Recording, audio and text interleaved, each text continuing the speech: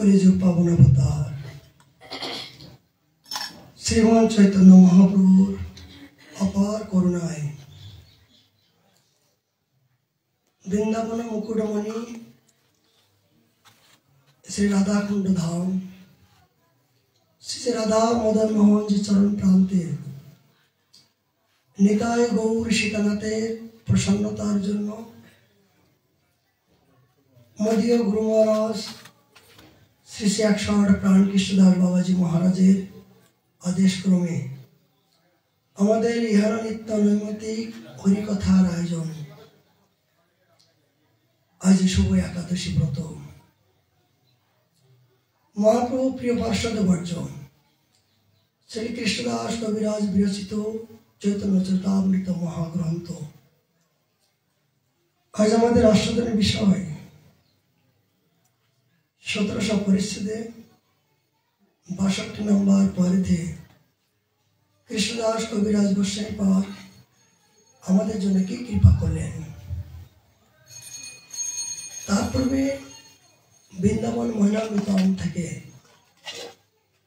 প্রবন্দ সরস্বতী পাদের কৃপামৃত স্বরূপ একটি শ্লোক আমরা শ্রবণ করার জন্য প্রিয়সী।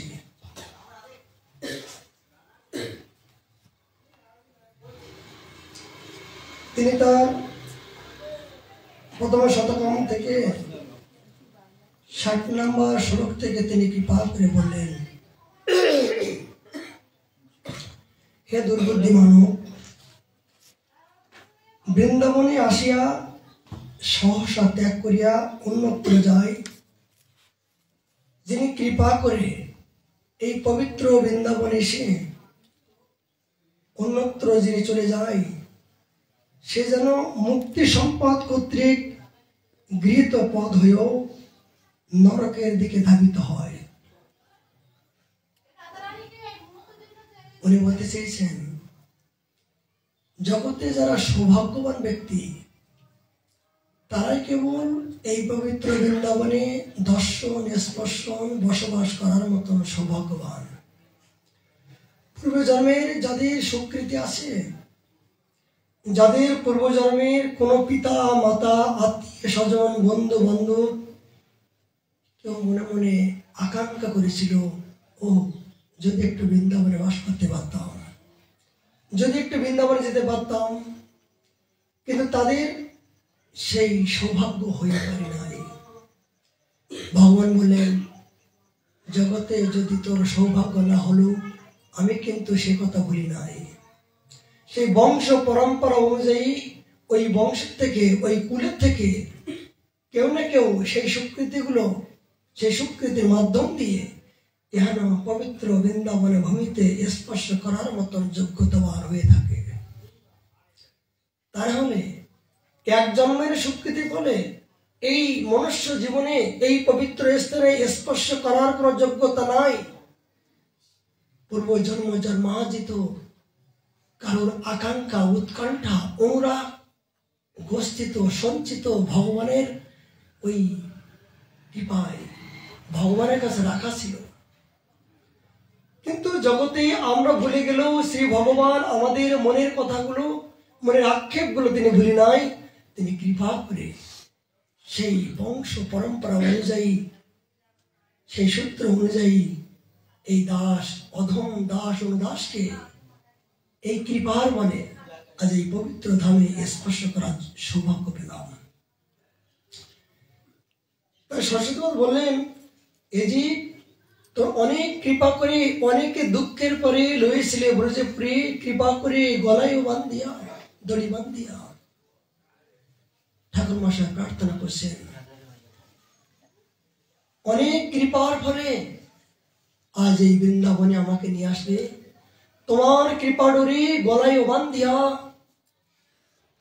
এ গোপীনাথ, আমি যে ভুলে রইলাম, তোমার কৃপা সত্য ছাড়া তোমার নিত্যান্ত করুণা ছাড়া এখানে পবিত্র স্থানে আমার এমন কোন যোগ্যতা নাই, এমন কোন গুণ নাই যে এই পবিত্র স্থানে স্পর্শ করব।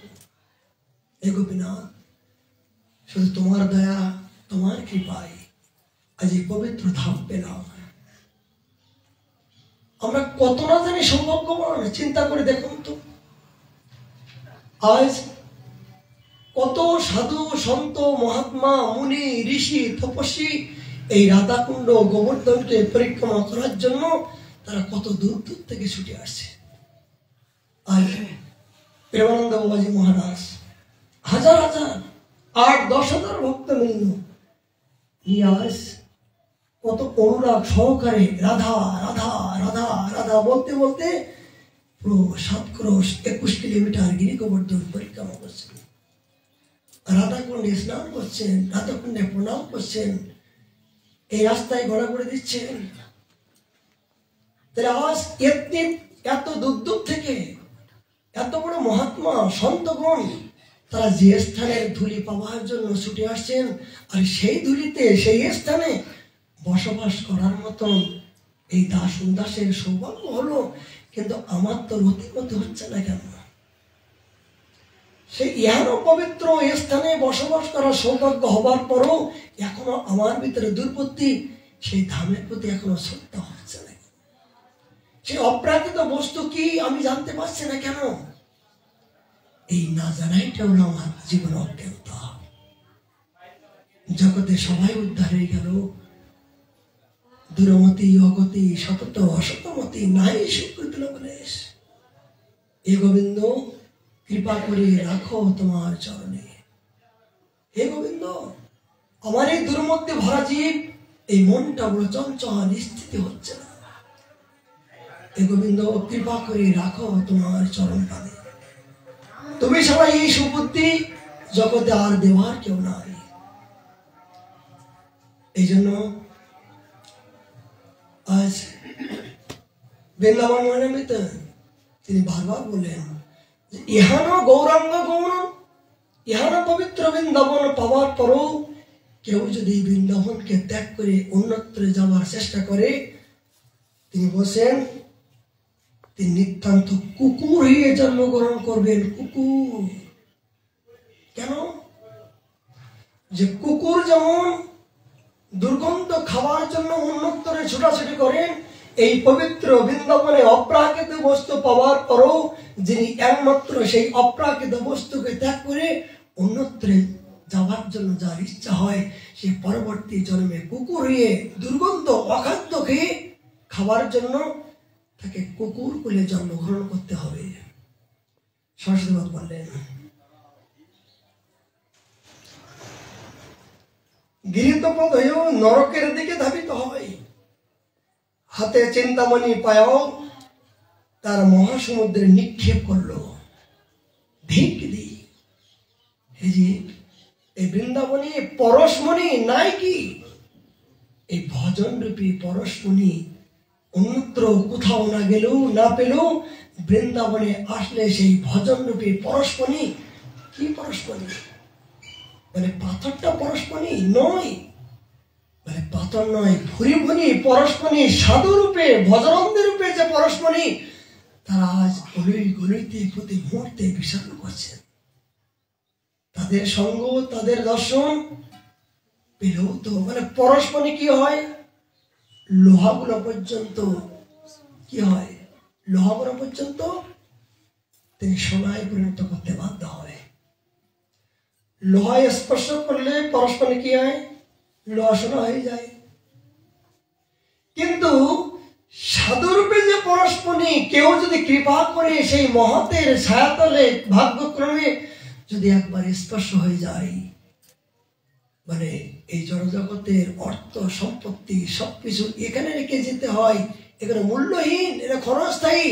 কিন্তু সাধুর পরশ যদি একবার জীবনে কানে মিলে যায়, সে পরম সম্পত্তি পরম ধনের সংবাদ পেয়ে তিনি পরম ধামে যাওয়ার পরে অনাদিকালের সেই সেবা তিনি পেয়ে জীবনকে ধন্যতা ধন্য হয়ে এই সংসার চক্রের জননে জঠরে মৃত্যুর চক্র, এই বন্ধন সারা জীবনের মতন তারাই মুক্ত হয়ে গেল। জড়জগতের অর্থ সম্পত্তি পাওয়ার পরেও তাকে তো আবার আসতে হয়, তাকে তো সবকিছু রেখে চলে যেতে হয়। কিন্তু সাধুর যাহার নিকটে গেলে পাপে দূরে যায়, এমন দয়ার প্রভু কেবা কোথায় পায়? সেই সাধুরূপে পরস্পরই যদি জীবনে কারোর মিলে যায়, এই পরস্পরের সন্ধান যদি একবার কেউ পায়, তাকে আর 84 লক্ষ জনম জননে জঠরে তাকে আর যন্ত্রণা ভোগ করে এই মাতৃ গর্ভে তাকে আর কীট এই যন্ত্রণায় ছটফট করতে হবে না। এই জন্মে তার মুক্ত হয়ে গেল, এই জন্মে তার বন্ধন মুক্ত হয়ে গেল। আমাদের উদ্দেশ্য একটাই, হেনাথ, আমরা আর জগতে আসতে চাই না, আমরা আর জগতে যন্ত্রণা উপলব্ধি করতে চাই না। কেন? কতবার আসলাম, কতবার ছটফট করলাম, কত আগুনের মতো দাহদিকার মতো জ্বললাম, কিন্তু সুখ তো পেলাম না। এই জন্যে জানতে পারলাম যে সুখের সন্ধান কোথায় নাথ, হে গোপীনাথ। একমাত্র জানতে পারলাম তোমার এই চরণাশ্রয় হলো একমাত্র সাধকের পরমাশ্রয়, তোমার চরণ হলো একমাত্র সাধকের পরমাশ্রয়। এই আশ্রয় যারা আশ্রয় তত্ত্বকে যারা জানতে পেরেছেন, তাদের একবারই বন্ধন মুক্ত হয়ে গেল। বলুন তো, এই চরণাশ্রয় করতে গেলে কোন জাতীয় স্বীকৃতি হলে চরণাশ্রয় হয়ে যায়? নিজেকে ধিক্কার দিতে ইচ্ছা হয়, নিজেকে অজ্ঞান পশু ছাড়া আর কিছু বলা যায় না। বলুন তো, জগতে যতগুলো সৃষ্টির রহস্য, জগতের সমস্ত জীব সবাই আমাকে সেবা করছে। চন্দ্রদেব তিনি আলো দিচ্ছেন, সূর্যদেব আমাদের আলো দিচ্ছেন, বরুণদেব আমাদের বর্ষা দিচ্ছেন, ইন্দ্রদেব বাতাস আদি সব দিচ্ছেন। সমস্ত বৃক্ষগুলো আমাদের পত্র, ফুল, ফল, এমনকি নিজের দেহটা দিয়েও পর্যন্ত আমাদের জন্য সেবাই তারা নিয়োজিত করছেন। বলো তো, সুন্দর ফুলের সুগন্ধি আভাস দিয়ে ভগবানের সেবা করছে। জগতে জল পর্যন্ত, জল, স্থবর, জঙ্গম আদি জগতে যা কিছু সৃষ্টি, জগতে সব কিন্তু আমাদের সেবার জন্য তারা অপেক্ষা করছে। এটা অস্বীকার করতে পারবেন? জগতে যা কিছু সৃষ্টি হয়েছে সবাই কিন্তু আমাদেরকে সেবার জন্য প্রত্যেকের প্রয়োজন হচ্ছে, প্রত্যেকের সাথে সম্বন্ধ আছে। কিন্তু কেবল হলো না আমার মতো নর পশুর দুর্বুদ্ধি যে আমি এখনো পর্যন্ত এই ভগবানের সম্পত্তিগুলো সকাল থেকে সন্ধ্যা পর্যন্ত আমি ভোগ করতে চলেছি। আলো, বাতাস, বৃক্ষ, লতা, কীট, ভগবানের সমস্ত সব সম্পত্তিগুলো আমি শুধু সেবা নিতেই চলেছি। বলুন তো, সকালে উঠে পাড়াতে আমি সেবায় গ্রহণ করতে আসি। ভগবানের এই শক্তি যদি আমি গ্রহণ না করতাম তাহলে কি আমি বাঁচতাম? যদি অক্সিজেন না হতো আমি বাঁচতাম? সূর্যের আলো যদি না পেতাম তাহলে কি আমি দেখতে পেতাম? ইন্দ্রদেব যদি বর্ষা না দিত তাহলে এই শস্য আমি খেয়ে জীবন ধারণ করতে পারতাম? সমস্ত বৃক্ষ, লতা তারা অক্সিজেন দিচ্ছে বলে তবেই জগতে আমি মনুষ্য রূপে জীবিত অবস্থায় বেঁচে আছি। তাহলে বলুন তো, জগতে আমি সকাল থেকে সন্ধ্যা পর্যন্ত শ্রী ভগবানের এই সম্পত্তিগুলো, এই সেবা আমি গ্রহণ করছি, কিন্তু আমি কি করছি? বিবেক দিয়ে জিজ্ঞাসা করুন তো, আপনি কি করছেন? আপনি কি সেবা করছেন? বলে আমি দূরমতি অগতি, আমি সারা জীবন সেবায় নিয়ে গেলাম কিন্তু দিতে পারলাম না। বলে দিতে গেলে তো জানা চাই। এগুলো তত্ত্ব সিদ্ধান্ত চিন্তা করে দেখুন, এই কথাগুলো চিন্তা করে দেখুন সত্য কিনা।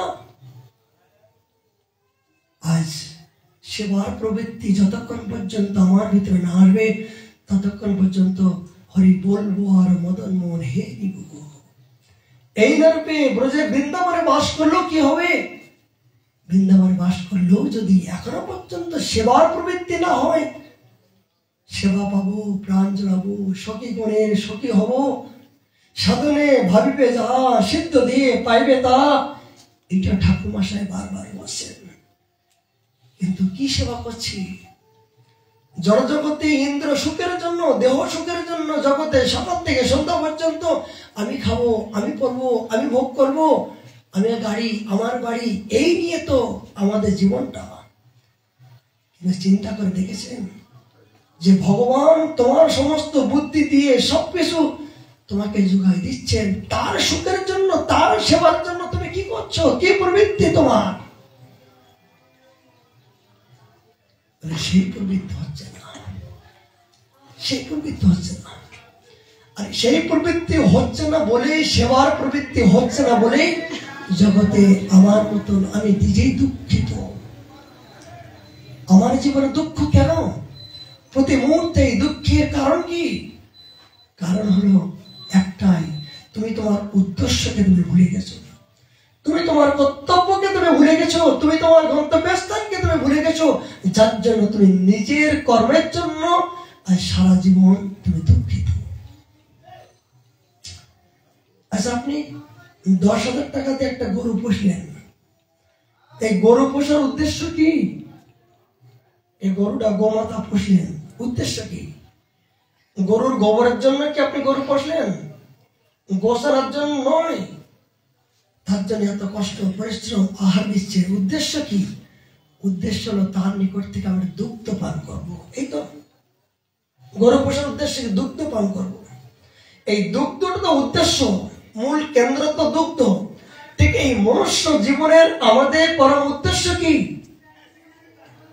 বিয়ে করব, সংসার করব, ঘর করব, বাড়ি করব, জন করব, আত্মীয় স্বজন, এটা উদ্দেশ্য। এগুলো আমাদের উদ্দেশ্য নয়। উদ্দেশ্য একটাই, আমি কৃষ্ণ দাস, তুমি আমার প্রাণধন, তুমি আমার প্রাণপতি, জগৎপতি, জীবনপতি, তোমার সেবা করাই আমার একমাত্র কর্তব্য। উদ্দেশ্য একটাই। জীবের একমাত্র উদ্দেশ্য কি? জীবের একমাত্র উদ্দেশ্য হলো দাসে প্রভুর প্রসন্নতা করাই একমাত্র উদ্দেশ্য। কিন্তু সেই উদ্দেশ্যকে যদি আমি ভুলে যাই, তাহলে কিন্তু জীবনে আমার সবকিছু লিখলাম, কিন্তু প্রথম যদি সংখ্যা না থাকে, অনেকে জিরো দিলাম খাতায়, 1 নাম্বার জিরো, 2 নাম্বার, অনেকে জিরো লিখলাম, কিন্তু সম্মুখে আগে কিন্তু কোনো নাম্বার নাই। ঠিক আমার জীবনটা এরকমই, সবকিছু করলাম, সাধন করলাম, ভজন করলাম, ঘর করলাম, বাড়ি করলাম, যা কিছু করলাম, কিন্তু গন্তব্য উদ্দেশ্য কোথায়? হরি ভজন করলাম না। এখনো পর্যন্ত হরির প্রসন্নতা করার জন্য এই মনোবৃত্তি আমার হচ্ছে না, তাহলে কিন্তু সবাই জিরোই থেকে গেল, নাম্বার হলো না। এই জন্য সরস্বতী মা বললেন, এই বৃন্দাবনে এসে এখনো যদি সম্পত্তি জীবের না হয়, যে ভজন রূপী এই সম্পত্তি পাওয়ার পরেও যদি এখনো ভজনকে আশ্রয় না করে, তাহলে এই বৃন্দাবনের বাইরে তাকে কুকুর এই জন্মগ্রহণ করতে হবে। দুর্গন্ধ খাওয়ার প্রতি তার লালসা আছে, তার এইটাই তার লক্ষণ, তার এইটাই লক্ষণ, যে তার যে এখনো দুর্গন্ধ খাওয়ার প্রতি লক্ষ্য আছে। কি নাই? কি বৃন্দাবনে নাই? কি ভক্তি, মুক্তি, পিশাচি, সম্মান? কই প্রেমানন্দ মহারাজ দেখুন, ভজন করলে কি হয়?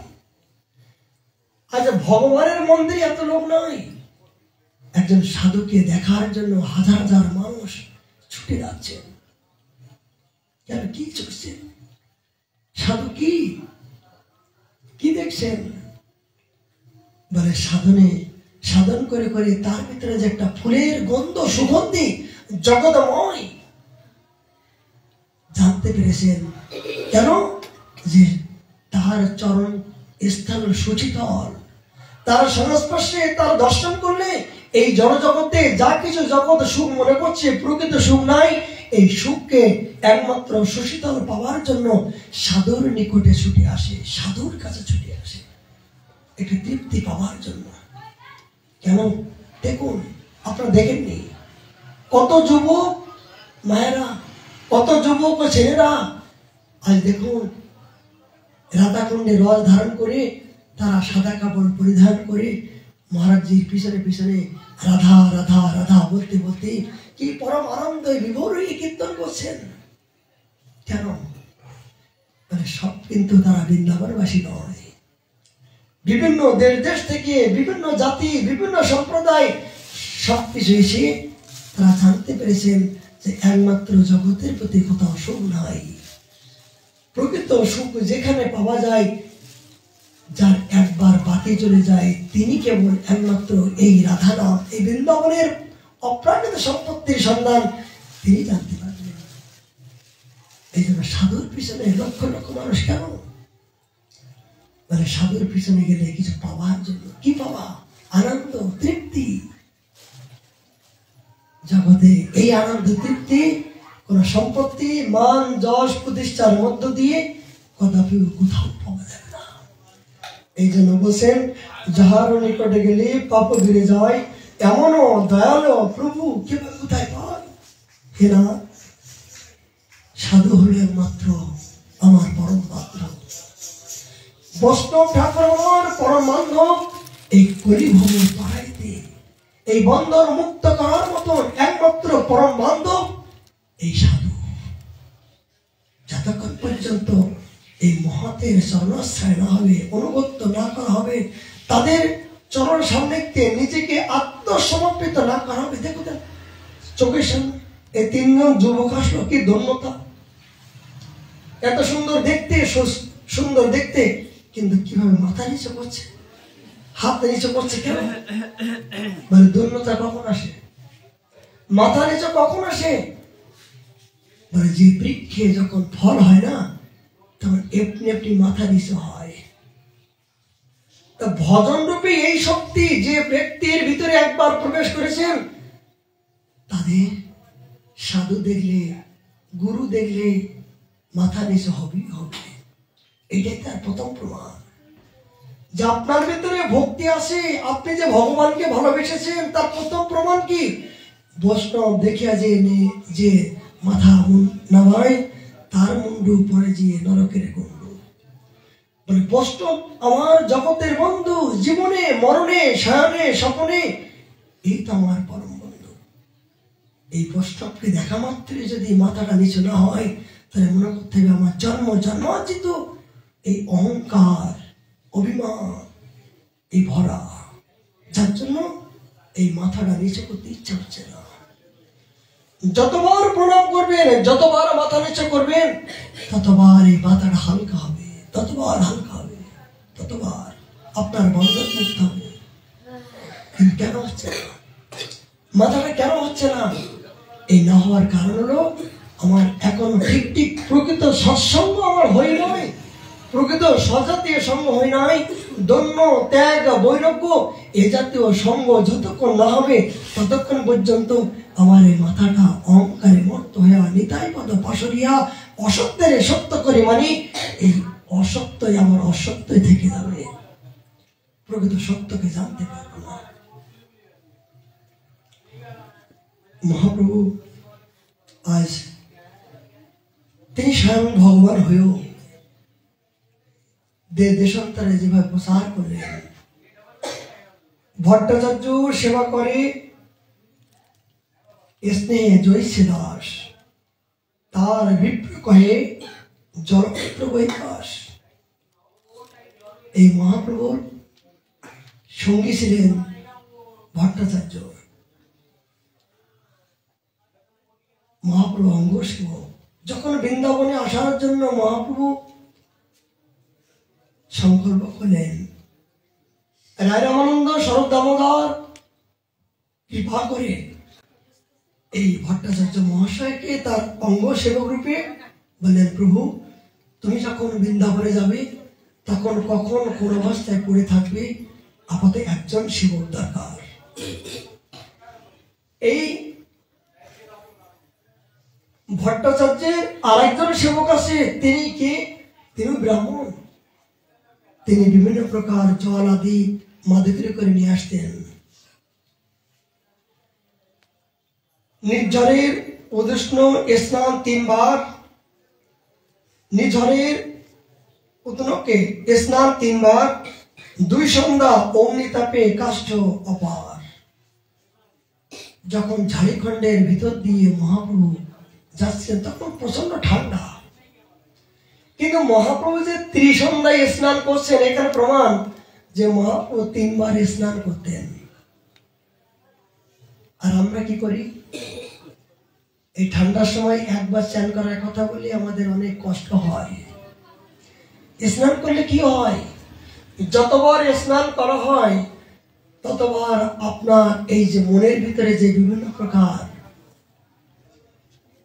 এই দেহের ভিতরে বিভিন্ন প্রকার অপরাধ রূপে দেহটা চিন্ময় হয়ে যায়। যতবার স্নান করবেন ততবার দেহটা চিন্ময় হয়ে যায়, দেহটা পবিত্রতা হয়ে যায়, মনটা হালকা হয়ে যায়। আর রাধাকুণ্ডে স্নান করলে তো কোনো কথাই নাই। রাধাকুণ্ডের তটে যারা বসবাস করার সৌভাগ্য হয়েছেন, সেই রাধাকুণ্ডে বসবাস করার যিনি রাধাকুণ্ডে স্নান না করেন, বলে মলমূত্র তাকে মাখা হচ্ছে, বলে সাবান নয়, রাধাকুণ্ডে স্নান না করলে তাকে এই নিজের পাপ কয়ে স্নান করলাম। তাই পাপ কয়ে স্নান করবে, তাহলে রাধাকুণ্ডে আসার উদ্দেশ্য কি? স্বয়ং মহাপ্রভু আজ রাধাকুণ্ডে, ভগবান শ্রীকৃষ্ণ রাধাকুণ্ডে স্নান করলেন। রাধাকুণ্ডে যে করে স্নান, কৃষ্ণ তারে করেন রাধাস্ব প্রেম দান। তাহলে সেই অপ্রাকৃত প্রেম পাওয়ার পরও, জানার পরও, সেই স্থানে বাস করার সৌভাগ্য পাওয়ার পরও যদি রাধাকুণ্ডে আমরা স্নান না করি, তাহলে আমাকে কিন্তু পরবর্তী জন্মে আর এই ধামে বাস হবে না। সেই রাধাচরণ কোনো কদাপি পাওয়ার সম্ভব হবে না। এই জীবনে যদি রাধাচরণ পাওয়ার ইচ্ছা হয়, একটাই উদ্দেশ্য, নিত্য নৈমিত্তিক নিয়ম করে যদি রাধাকুণ্ডে স্নান করা হয় না, দেহটা চিন্ময় হয়ে যাবে, অপ্রাকৃত হয়ে যাবে, অপ্রাকৃত হবে, হবেই হবে।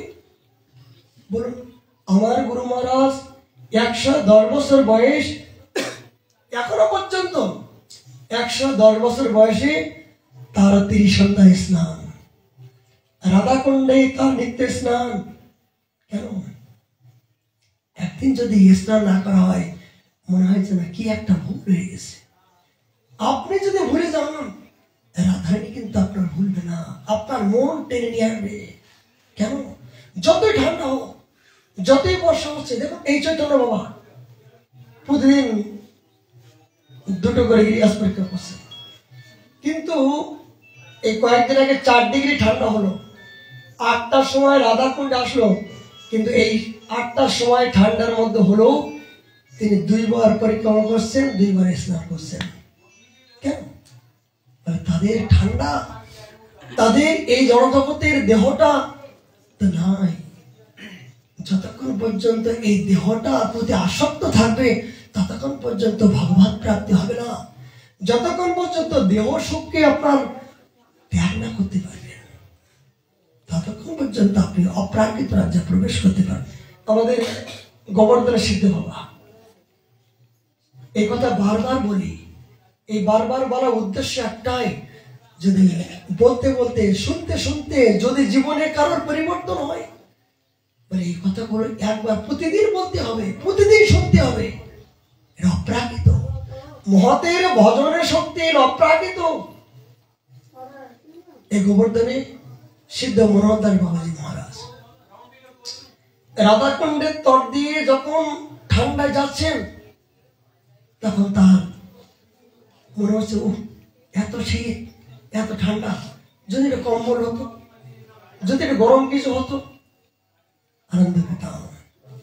হঠাৎ করে মনকে ধিক্কার দিচ্ছে, মন সারা জীবন কত কিছু সুখ চাইনি, কত কিছু আনন্দ পাওয়ার জন্য তোর ইচ্ছা হচ্ছে না, দাঁড়া, আমি আজ তোকে জন্মের মতন আনন্দ দেব।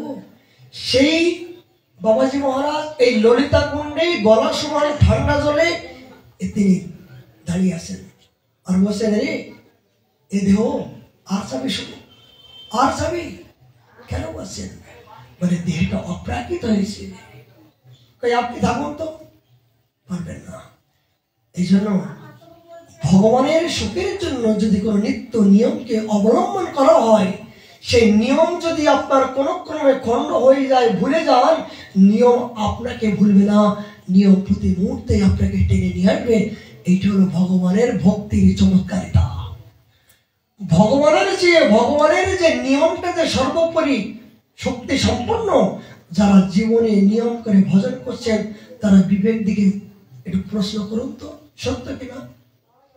যদি আপনি যারা এই ব্রহ্ম মুহূর্তে ওঠার অভ্যাস হয়ে গেছে, উঠতে উঠতে উঠতে উঠতে ক্রমে আপনি উঠতে ভুলে গেছেন, কিন্তু হঠাৎ করে কোনো শব্দ, কোনো দূষণ, কোনো কিছু চমৎকারিতা করে আপনাকে ঘুম ভাঙিয়ে দেবে। এটা হলো ভক্তি মহারানীর চমৎকারিতা। যারা নিত্য নিয়মকে যারা অবলম্বন করেছেন তারা এই কথাগুলো উপলব্ধি করতে পারবে। যাদের নিত্য ভগবানের সুখের জন্য, ভগবানের প্রসন্নতার জন্য যারা সংকল্প করেছেন, ভগবান তাদের জন্য সংকল্প করতে বাধ্য হচ্ছেন যে কেমন করে ওর সংকল্পটা পরিপূর্ণ করে ওর অহেতুক ভক্তি আমি যত তাড়াতাড়ি দিতে পারবো তত আমার মাথাটা হালকা হবে। ভক্তের চেয়ে ভগবানের মাথায় বোঝা বেশি, জানেন কেন? যে কোনো ভক্ত যখন আমাকে ভালোবাসার জন্য মানে কোমর জলে নেমে আনবে, ভগবান বলছে ওই ভক্তকে আপন করার জন্য আমি গলা জলে নেমে বসে আছি, যে যত তাড়াতাড়ি ওকে আমি প্রেম দেব, কত তাড়াতাড়ি ওর বন্ধন মুক্ত করবো, প্রারব্ধগুলো খণ্ডন করবো। ভগবান বলছে আমার বেশি ব্যতিব্যস্ত। গুরু মহারাজ এই দাসকে যখন গোবর্ধনের সিদ্ধ বাবা ওখানে বসে এই দাসকে যখন এই করঙ্গি কপিন দান করলেন, এই ত্যাগ বৈরাগ্যের এই নতুন ডিগ্রি তিনি কৃপা করলেন, এই দেওয়ার পরে তিনি বললেন, জানিস আমার কতদিনের এই মাথা বোঝা ছিল। গুরুদেব যার চিন্তা করেন, যার সুখের চিন্তা করেন, ভগবান সেখানে পরাজয় স্বীকার করেন। গুরুদেব স্বীকার করলেন, তুই জান বলতো এই দিনের জন্য কতদিন কেঁদেছিস? তখন বলছিলাম, বাবা আমার কথা কি বলবো, আমি আমি বলে বুঝাতে পারবো না। এই দিনের জন্য কতদিন কেঁদেছিলাম, কতবার ভগবানের কাছে প্রার্থনা করছিলাম, সংসারে সুখের মুখে তুলে দিয়ে ছাই, নগরে মাগিয়া খাইব গাইব, জগতে সবাই মাগিয়া খাচ্ছে তাই। আমার এই দিনটা কবে হবে, আমার এই দিনটা কবে হবে? গুরু মহারাজ এই অন্তরের কথা জানতে পেরে যখন কৃপা করলেন, তখন বললেন, আমার মাথাটা হালকা হয়ে গেল, আমার মাথাটা হালকা হয়ে গেল, আমি মুক্ত হলাম, যে আমার ভাতটা আপাতত নিভার মতন তুই হলি। এই সিদ্ধ বাবার ওখানে বাবা বললেন, আমি অস্থির। বাবা গুরু মহারাজ যে অন্তরের কথা কেমন করে জানতে পারলেন? যারা সদ্গুরুদেব তারা শিষ্যের মনের কথাগুলো জানতে পারেন বটেই। কেন? কোন শিষ্য যদি প্রকৃত ভজন করে, অনুরাগী হয়, তাহলে গুরুদেব কিন্তু জানতে পারেন তার ভিতরে খবরটা। কেন? শিষ্য যদি গুরুদেবের চিন্তা করে, ওই চিন্তাটা কিন্তু গুরুদেবের ভিতরে গিয়ে এটা ভাইব্রেশন আঘাত করে, তরঙ্গ হয়। জলের যেমন এক জায়গায় ঢেউ দিচ্ছেন, আর ওই জলের তরঙ্গ কিন্তু অনেক জায়গায় বিস্তারিত হচ্ছে না।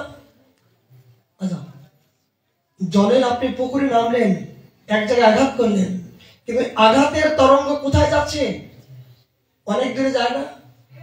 ঠিক ভক্ত এবং ভগবান, ভক্ত এবং গুরুদেব, গুরু এবং শিষ্যের যখন অন্তরঙ্গ ভালোবাসা একাকার হয়ে যায়, যদি সামান্য কোন শিষ্য গুরুদেবের হৃদয়ে একটু আঘাত করে, তাহলে ওই তরঙ্গের মতো ওই শক্তি গুরুদেব অনুভব করতে বাধ্য হয় তার প্রতি। আর গুরুদেব যদি মনে করেন যে ওই শিষ্যের কল্যাণের জন্য একটু কৃপা করব, তাহলে সেই গুরুদেবের সেই ভাবনাটা তরঙ্গের মতো যে সে শিষ্যের হৃদয়ে তীব্রতা করতে বাধ্য হয়। কথাগুলো বুঝাতে পারলাম? ठीक है। आज तुम्हारी याद कर रहे हैं। सासू माँ पधार गई। अच्छा। हाँ, तो 12 दिन तक वहीं थे। कम हो गया? हाँ, और आज से अपनी पूजा पाठ संभाल ली फिर। सब जो कुछ हो रहा है भला हो रहा है, सब भगवत के हिस्सा है। आज एकादशी का दिन आ गया, मेरा भी धन्य हो गया। बाबा मैं कई बार आई हूँ, आपके दर्शन ही ना है पा, मैं ऐसी चली जाऊँ। हमारे दर्शन नहीं मत करो, मदन मोहन है। मदन मोहन तो है, आपकी भी तो कृपा चाहिए है। हमारे कृपा मदन मोहन का अंदर है, कोई टेंशन मत करो। आज एकादशी का दिन आ गया, 10 मिनट बैठो, श्रवण करने के लिए तुम्हारी कृपा होगा। कान में जाएगा, आग में दर्शन करेगा। देखो ये विदेशी है, वो विदेशी है, कोई जानता नहीं। वो विदेशी हो, कोई जानता नहीं, वो समझता नहीं। क्यों बैठा है? बैठा है अनुभव ले रहा है, भावना ले रहा है, इसलिए बैठे कौन से कौन। এই জন্য যে চিন্তার এত বড় শক্তি, যদি এই জীবনে কারোর সব চিন্তা হয়, জগতে যদি কারোর কোনো মহতের চিন্তা হয়, শুধু বৃন্দাবন নয়, বৃন্দাবনের বাইরেও যদি কোনো মহতের সেবা করার মনে মনে যদি ইচ্ছা হয়, যদি সাধুর এই স্মৃতি স্বরূপগুলো যদি কারোর সম্মুখে জেগে ওঠে, মনে করবেন ওই চিন্তাগুলো তরঙ্গের মতন তার হৃদয়ের ভিতরে অনুভবের মধ্য দিয়ে প্রবেশ হয়ে যায়। এত বড় শক্তি। তাই যদি না হয়, আজ মোবাইলে কথা বলছেন এখানে, আর আমেরিকায় বসে সে হাওয়ার মাধ্যম দিয়ে আপনার কথাগুলো দেখতে পাচ্ছে না। সত্য কিনা? বিজ্ঞান বলছেন মোবাইলের মধ্য দিয়ে আপনি আপনার ফটো দেখাচ্ছেন, আর বিদেশে বসে আপনার ফটো দেখতে পাচ্ছেন। তা বিজ্ঞানের যদি এত বড় শক্তিশালী হয়, তাহলে বিজ্ঞানের যে বড় বিজ্ঞান আপনার ভিতরে বসে আছেন, সেই বিজ্ঞানের চিন্তা যদি আপনি করেন, সেই শ্রী ভগবানের চিন্তা যদি করেন, তাহলে যার চিন্তা করবেন তিনি যে বুঝতে পারবেন না, একই কোনদিন ভাবা যায়। নাম চিন্তামণি, হরিনাম করতে করতে যা চিন্তা করবেন তাই আপনার ভিতরে আপনার হাজির হবে। এটি সত্য। बोल रहे हैं हरिनाम साक्षात चिंतामणि है। ये हरिनाम करने के लिए जो कुछ चिंतन करेगा अपना अपने ऑटोमेटिक आ जाएगा। कोई गुरु का नाम चिंतन करेगा, गुरु का याद करेगा, मान लो जो गुरु यहाँ पे बैठ के पता पड़ेगा जो वो हमारी याद कर रहे हैं। ये शक्ति है। पानी का राधा कुंड में तुम स्नान करो और पूरा कुंड तुम्हारी तरंगो, पूरा कुंड तरंग विस्तार हो जाएगा ना। ठीक ऐसा है, कोई शिष्य गुरु का याद करेगा तो मान लो वो तरंगो गुरु का अंदर में हृदय में अनुभव में पकड़ लेगा जो वो हमारे चिंतन कर रहे हैं। और गुरु किसी का कोई चिंतन करेगा, मान लो वो भी पता पड़ेगा जो गुरु जी मेरा याद कर रहा है। ये है आत्मा संबंध है, यह परमार्थ का संबंध है, ये परमात्मा संबंध है, ये भक्ति का संबंध है, ये जड़ जगत का संबंध नहीं। जड़ जगत का संबंध है क्षणस्थायी, जड़ जगत का संबंध है मानविक संबंध है। यहाँ पे मेरा संबंध यहाँ पे छोड़ना पड़ेगा। और गुरु वैष्णव भगवान हमारे जन्म जन्म का संबंध है, उसी से हमारा अंतरंग का संबंध है। एक बात बताओ, यहाँ पे जो जन्म दिया तुम्हारा बेटा बेटी, ये तुम्हारी यहाँ से जन्म मिला था, यहाँ से संबंध है। और गुरु शिष्य का संबंध कहाँ से संबंध है? कहाँ से है संबंध? तुमसे मेरा कोई रक्त खून का संबंध है? कहाँ से? पूर्व गुरु जन्म से संबंध है। मेरा अपना खून का जो संबंध है वो यहाँ से मिला था, और यहाँ पे छोड़ना ही पड़ेगा। सही बताओ, यहाँ पे मिला था और यहाँ पे भोग किया था, और यहाँ पे छोड़ के जाना ही पड़ेगा। और गुरु शिष्य का संबंध है जन्म जन्म का संबंध है। कहाँ पे जन्म है, कहाँ पे घर है पता नहीं, फिर हम लोग आके पकड़ लिया, देख के पता ही हमारा अपना है। कहाँ पे देखा है? ये जन्म जन्म का संबंध है। ये संबंध कोई खंडन होगा नहीं, छेदन होगा नहीं। ये संबंध यहाँ का नहीं, भगवान तक अमर जाएगा। क्यों? गुरु का माध्यम से भगवान का चरण में जाना का अधिकार है। बिना गुरु के लिए भगवान का दर्जा में जाने का अलावा नहीं है। इसलिए गुरु वैष्णव भगवान एक स्वरूप है, अलग नहीं है। मानो गुरु कौन है? भगवान का प्रतिनिधि है। वैष्णव कौन है? भगवान का दूत है। ये है गुरु और ये है वैष्णव। भगवान देव है, भगवान पूरा शरीर है, और ये हाथ गुरु है और ये हाथ वैष्णव। कोई गुरु का सम्मान कर रहा है, वैष्णव का अपमान कर रहा है, बड़ा अपराध। जे भी टाइम गुरु जी का प्रणाम करो, गुरु जी का प्रणाम के बाद वैष्णव का प्रणाम करना चाहिए। नहीं होते क्या हुआ, गुरु का अपमान हो रहा है। एक हाथ का पूजा कर रहा है और एक हाथ का कुठार मार के तुम खंडन कर रहा है, समझ गया? गुरु का सम्मान कर रहा है, गुरु का एक अंग वैष्णव है, तुम उसका सम्मान नहीं किया, गुरु का अंदर में कष्ट दिया था। यह हमारे संविधान है। इसे सबका सम्मान करने के लिए भोग दिया जाएगा, प्रीति आएगा।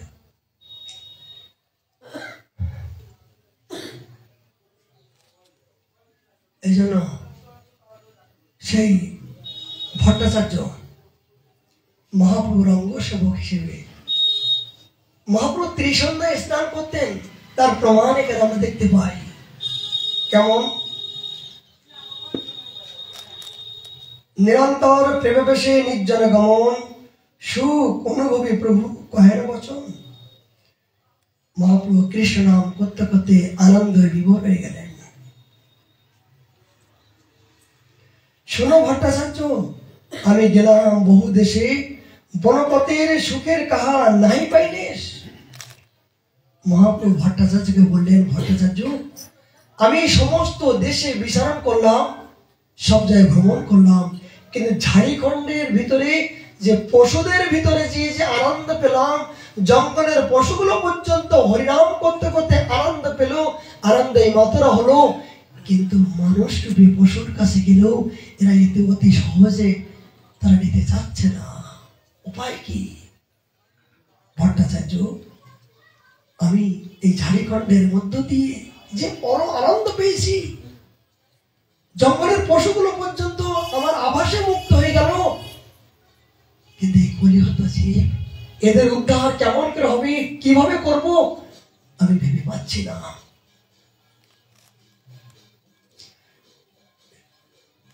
কৃষ্ণ কৃপালো আমার বহু কৃপা কইলা, বনপথে আনি আমার বড় সুখ দিলা।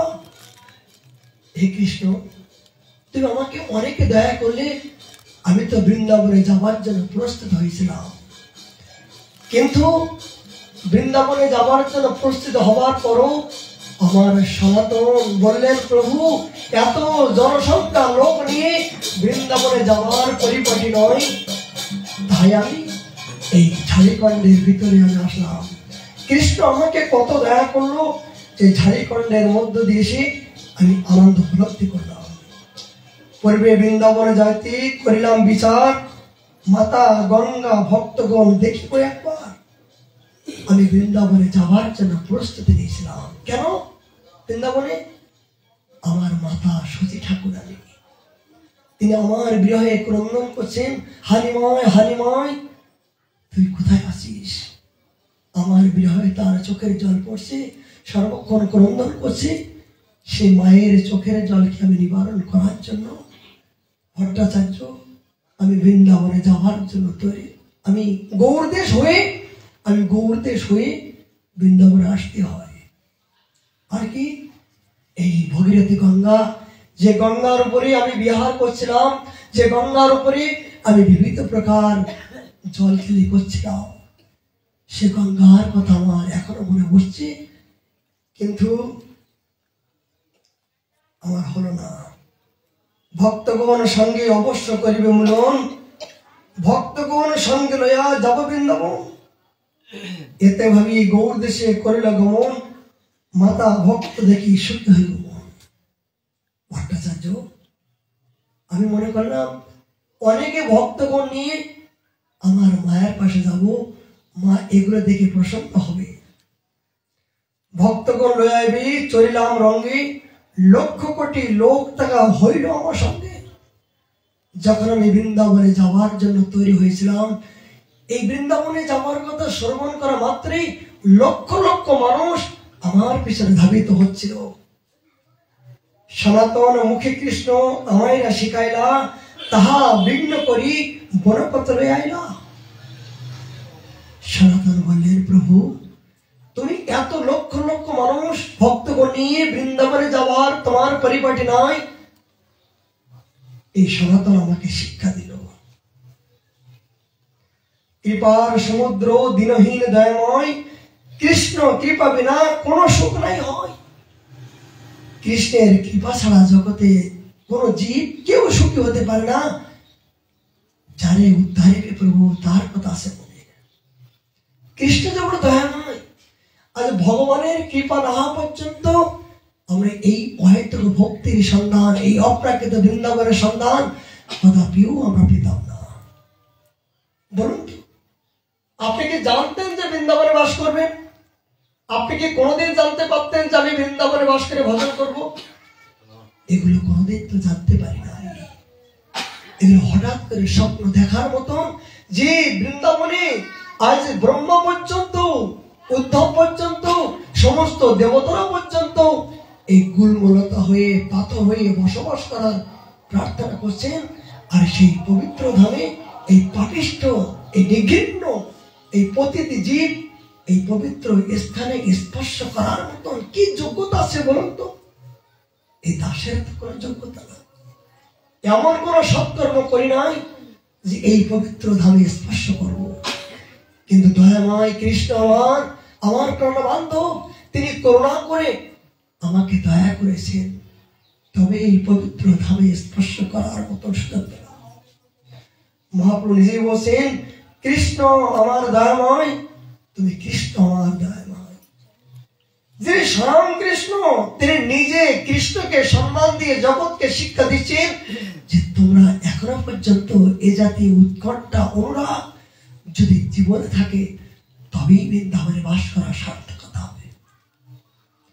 এই অনুরাগ উৎকণ্ঠা না হলে কি হবে?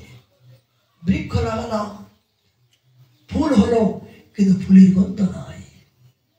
যদি ফুলের গন্ধ না থাকে সেই ফুল যে কোনো কাজে লাগে?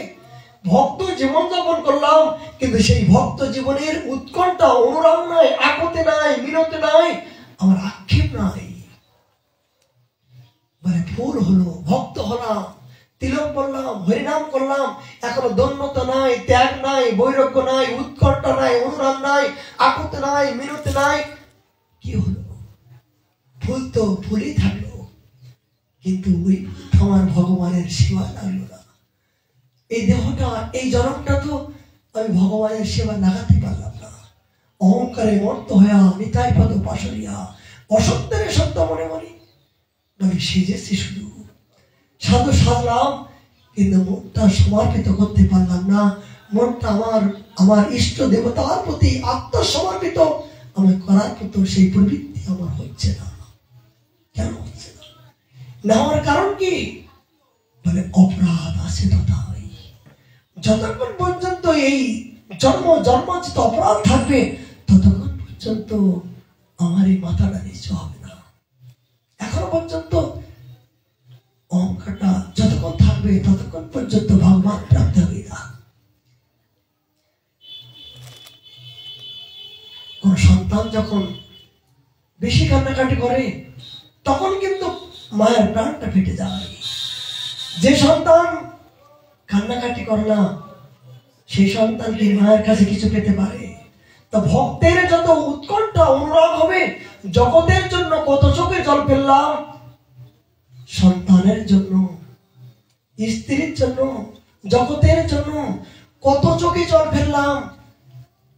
গোস্বামীগণ বললেন, হে জীব, তোরা জানিস না, মানে সপ্ত সাগরের জল মাপার মতন বিজ্ঞান এমন কিছু আবিষ্কার করেছে, সপ্ত সাগরের জল মাপা যায়, কিন্তু অনাদিকালের যে অপরাধের জন্য যতবার 84 লক্ষ বার জন্ম নিয়েছি, ততবার যে কতবার কেঁদেছি, কতবার চোখের জল ফেলেছি, এই চোখের জল মাপার মতো এমন কোন বিজ্ঞান নাই। এই যে অনাদিকালের এই চোখের জল তুমি ভুলে যেও না। কেন হচ্ছে না? গৌরঙ্গ বলিতে পুলক শরীর, হরি হরি বলিতে নয়ন বাহিনীর। এই পাপিষ্ঠ হৃদয়টা পাথর হয়ে গেছে। জঙ্গলের পশুগুলো পর্যন্ত তারাও কৃষ্ণ কৃষ্ণ বলে তারাও চিৎকার করছে, কিন্তু এই পশুরূপে এই জঙ্গলের পশুগুলো উদ্ধার হয়ে গেল। কিন্তু মনুষ্য জীবন হয়েও এখন পশুর প্রবৃত্তি এখনো গেল না। মহাপ্রভুকে জানতে পারলাম না। মহাপ্রভুর এই হরিনামের এই অমৃতময় এই বস্তু আমি এখন আস্বাদন করতে পারলাম না। তাই জগতে কে পশু? মানে সেই পশু বড় ত্রাসার। আমাকে বলছেন পশু, আমাকে বলছেন কেন? যে দুরমতি, অগতি, সতত, অসতমতি, নাই সুকৃতি, লোভলেশ, মানে দুষ্কৃতির জন্য আমার ভিতরে এখনো পশুবৃত্তি যাচ্ছে না। এই পশুকে, জন্মাচ্ছিত পশুকে যতক্ষণ পর্যন্ত এই হরিনাম রূপে, ভগবানের কথা রূপে, সাধু সঙ্গ রূপে, ভগবানের প্রসাদ রূপে, ভগবানের বিগ্রহ রূপ দর্শন রূপে এই প্রমাণিত যতক্ষণ পর্যন্ত আপনি আস্বাদন না করবেন, ততক্ষণ পর্যন্ত এই হৃদয় রূপে পশুগুলো আপনাকে ছেড়ে যেতে চাইবে না। তারা আপনাকে আপন করে ফেলেছে।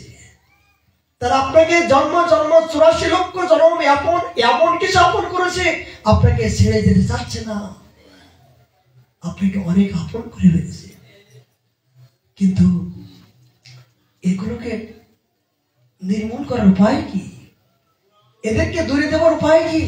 এদেরকে পরিশোধিত করার উপায় কি? পরাজয় করার কি যুদ্ধ? কোন অস্ত্র দিয়ে এদেরকে পরাজয় করা যাবে? এদের একমাত্র পরাজয় করার মতন মহাপ্রভু এনেছে ঔষধি, নাসিবার লাগি হরিনাম মহামন্ত্র, লও তুমি মাগি। বলে হরিনাম রূপে এই ব্রহ্ম অস্ত্র, এই অস্ত্রকে যদি আমি বারবার বারবার বারবার নিক্ষেপ করো, এই বন্দুকের গুলির মতন চর্বিত চর্বণ করো, তাই বারবার বলতে বলতে, শ্রবণ করতে করতে, হৃদয় রূপে যেতে যেতে আস্তে আস্তে ওর শক্তিগুলো দুর্বল হয়ে যাবে। এই পশুগুলো যখন দুর্বল হয়ে যাবে, তখন আপনা আপনি চলে যাবে, আপনা আপনি চলে যাবে। এটাই সত্য। মহাপ্রভু নিজেই কৃষ্ণকে, তুমি কৃষ্ণ হৃদয়ময়, তুমি আমায় কৃপা করো। অধম জীব মই মনে হইলা সদয়, মহাপ্রভু নিজেই বললেন, মই সার মরি তুমি সঙ্গে লই আইলা, কৃপা করি মোর হাতে ভিক্ষা যে করিলা। যখন মহাপ্রভু এই কৃষ্ণ কৃষ্ণ বলে ভট্টাচার্য আলিঙ্গিয়া তাহারে কইলা, তোমার প্রসাদে আমি এত সুখ পাই। মহাপ্রভু এই ভট্টাচার্যকে আলিঙ্গন করে বলছেন, ভট্টাচার্য তুমি রন্ধন করলে যে আমি কত সুখ পাই, তোমার হাতে রন্ধন পেলে যেন আমার প্রেম হয়, আমার প্রেম হয়। ভট্টাচার্য দেহ কয়ে তুমি কৃষ্ণ, তুমি দয়াময়। তখন ভট্টাচার্য বলছেন, এ প্রভু অধম জীব মুই মনে হইলা সদয়। ভট্টাচার্য বলছেন, প্রভু আমি অধম জীব, আমার প্রতি তোমার এত দয়া হলো। মুই সার মোরে তুমি সঙ্গে লইয়া আইলা, কৃপা করি মোর হাতে ভিক্ষা যে করিলা। প্রভু তুমি তো আসতে চাওনি, কিন্তু অধম দাসকে তুমি কৃপা করে এই তোমার ভিক্ষা, তোমার সেবার জন্য নিয়ে আসলে আমি তো অনেক কিছু পেলাম। প্রভু অধম অধম কাকেরে কইলা গরুর সমান, স্বতন্ত্র ঈশ্বর তুমি স্বয়ং ভগবান। ভট্টাচার্য উপমা দিলেন, প্রভু আমি হলাম কাক, আমি পশুর ভিতরে এত নিকৃষ্ট কাক রূপে আমি জন্মগ্রহণ করেছি। আমি কিন্তু ভক্ত সঙ্গে তোমার মতন মহাপুরুষের, তোমার মতন স্বয়ং ভগবানের সেবা করার মতন কোন যোগ্যতা আমার নাই। কিন্তু গরুর সেও আমার বংশে, সেও পাখি, আমি পাখি। কিন্তু ভগবান করুণা করে সেই গরুরকে আশ্রয় দিয়েছিল। ঠিক এ রাত তুমি কৃপা করে এই অধম দুরাচারীকে তুমি তোমার সেবক দাস হিসাবে এটা আশ্রয় দিয়েছো। এটা আমার জীবনে অনেক কিছু পাওয়া, অনেক কিছু পাওয়া।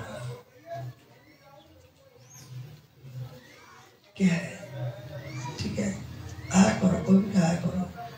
मैं तुम्हारे नाम याद कर रहा है, मैं तुम्हारे याद देखो बोधवासी ठीक है सब मुखराई, এই মুখরাই গ্রামে এই যেখানে রাধারানীর নানির বাড়ি, সেই রাধারানীর নানির বাড়ির থেকে এরা আসছে।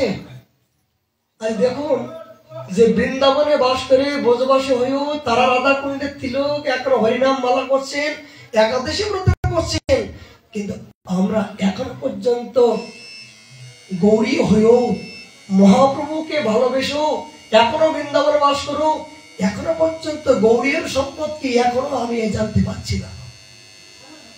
আজ ব্রজবাসী এরাই তো শুদ্ধতা, এরা তো ভগবানের নিজজন, এদের কি দরকার? কিন্তু জাতরতি পূর্বজন্মের করা ছিল, गौरी रहते प्राण, तुम पूर्व जन्म में सुकृतिवान है, इसलिए आज राधा कुंड का रोज लगा दिया। राधा कुंड का रोज लगा दिया मतलब राधा ने तुम्हारे मिल गया और तुम मेरा साथ में जुड़ गया, मानना मतलब जो हमारे साथ में तुम्हारे पूर्व जन्म में कोई संबंध है, इसलिए तुम्हारी कृपा के लिए मेरा भगवान मिल जाएगा। क्यों? वृंदावन भगवान का कृपा किसके माध्यम से? ब्रजवासी का कृपा छोड़ के भगवान का कृपा कदापि नहीं मिलेगा। तुम मेरा शिष्य है, फिर हम लोग तुम्हारी पूजनी है, तुम लोग मेरा पूजनी है मेरे पास, तुम्हारी चरण वंदन करना है। क्यों? ब्रजवासी का चरण वंदन, यही चरण का रोज मस्तक में नहीं लगेगा तो हमारी बराबर जो कुत्ता है, हमारी बराबर पाषंडी है, ये पाषंडी का हृदय जो पाथर है, ये पाथर हम करेगा नहीं। बाबा ऐसा मत कह दो। इसलिए ब्रजवासी का टुकड़ा खाने के लिए आया था, अपराधी है ये, अपराधी एकमात्र तुम्हारी कृपा के लिए, तुम्हारे आशीर्वाद दिया करो। तुम यहाँ पे क्यों आ रहा है? हम जानते हैं तुम मेरा दर्शन के लिए आनी, मेरा कृपा के लिए आ रहा है, मेरा कृपा करने के लिए तुम आ रहा है खुद, मेरा दर्शन नहीं। हम तुम्हारे देख के मेरा आनंद लग रहा है। क्यों? तुम मेरा गौरी है, तुम मेरा जीवन है, ब्रजवासी है, इसलिए तुम मेरा कृपा के लिए आ रहा है। भगवान आता नहीं, भगवान किसी का माध्यम से भेज दे रहा है, उसका दर्शन करने की तरह कल्याण होगा। बाबा आपकी कृपा हम पे रहिए, हम का कृपा करेंगे। इसलिए तुम आ जाओ, है तुम्हारे पास कृपा, तुम जन्म के लिए धन्य है। तुम वृक्ष का रस में जन्म लिया था, बचपन से जन्म लिया था, ये जन्म तो मेरा मिला नहीं। बताओ, एक जन्म के लिए आज ब्राह्मण कुल में जन्म मेरा, वो जन्म के लिए धन्य है। कोई हमारी चंडाल कुल में हमारे जन्म मिला नहीं, पूर्व जन्म में कोई भला कर्म किया, इसलिए वो कुल में उससे जन्म मिला था। पूर्व जन्म में तुम भला कर्म किया, तपस्या किया, यज्ञ किया, भगवान से प्रार्थना किया, इसीलिए ब्रज में तुम पहले से तुम्हारे जन्म मिल गए, तुम ब्रज में निवास तुम्हारा मिल गया। और हम लोग तो आज पेट के लिए आया था, ये पेट के लिए ब्रज में आया था, हमारे भजन करने के लिए वो भाव भूल गया। कहा भजन? हमारे भजन का कोई अनुभव नहीं। भगवान मेरा हाथ में खाता नहीं, भगवान मंदिर में जा रहा है, ढंग कर रहा है, प्रभु हमारे हाथ में खाता नहीं। हम इतनी परिपाटी करके भगवान का दे रहा है, भगवान हमारे दर्शन देता नहीं। अब तुम रोटी बना रहा है, कन्हैया तू खा ले, कन्हैया खा ले, राधारानी खा ले, ऐसा तुमको थूक के दे रहा है। रोटी बना रहा है, ऐसा थूक के दे रहा है, और कन्हैया ऐसा पकड़ ले रहा है। बताओ सही की बताओ, हम लोग कितनी प्रकार परिपाटी कर रहा है, जगह सफाई कर रहा है, बैठने के लिए आसन दे रहा है, कितनी आसमान दे रहा है, कितनी प्रकार आरती कर रहा है, कितनी पूजन कर रहा है, तुम कर रहे हैं? राधा श्याम आजा, बताओ सही बात की, आजा आजा, सही बात की बताओ। हम लोग भगवान के मंदिर जाके आधा घंटा लग रहा है भोग लगाने के लिए। अब हम देखा जब ब्रजवासी संगे संगे रोटी बनाता है, रोटी बनाता है संगे संगे, गोपाल जी कन्हैया आजा, कन्हैया आजा, खा ले गोपाल जी खा ले। हम तो डेली परिक्रमा कर रहे हैं, तो ब्रजवासी को माधुरी दे रहे हैं, तो हम पूछ रहे हैं भैया तुम कैसा भोग लगा रहा है? बोले बाबा ये रोटी मिल गया, कन्हैया आजा आजा, भोग लग गया, भोग लग गया। बोले आप तो मंत्र नहीं, बोले आप तो मंत्र जानकर नहीं। बोले कन्हैया भोग लग गया, कन्हैया भोग लग गया, आजा आजा आजा आजा, ये मंत्र है, कन्हैया आजा, कन्हैया आजा। कितनी सरलता है, कितनी सहज तुम्हारी प्रवृत्ति है, और हमारी अंदर में कितनी कपड़ता है, कितनी मंत्र जप कर रहा है, कितनी हाथ ताली दे रहा है, कितनी आरती कर रहा है, कितनी पूजन कर रहा है, फिर भी हमारे साथ आता नहीं। तो बाबा आप जानते हो ना, हम तो जानते नहीं कुछ भी। तुम जानता नहीं इसलिए तुम्हारे पास पराजय है, और हम जानते हैं इसलिए हमारे देख के भाग जा रहे हैं।